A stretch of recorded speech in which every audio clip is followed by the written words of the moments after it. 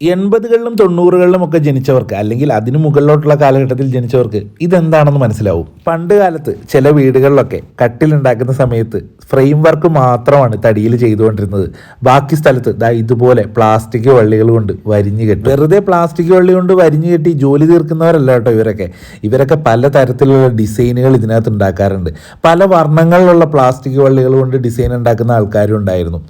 പേര് വരെ ഈ പ്ലാസ്റ്റിക് വള്ളിയിൽ ആ കട്ടിലിൽ മെനഞ്ഞെടുക്കുന്ന ആൾക്കാരുണ്ട്. എല്ലാ വീട്ടുകാരും ഒന്നും പുറത്തുനിന്ന് ആളെയൊന്നും വിളിച്ചായിരിക്കില്ല കേട്ടോ ഇതൊക്കെ ചെയ്യിക്കുന്നത്. ചില വീടുകളിലൊക്കെ ഇതൊക്കെ ചെയ്യാൻ അറിയാവുന്ന ആൾക്കാരുണ്ടാവും.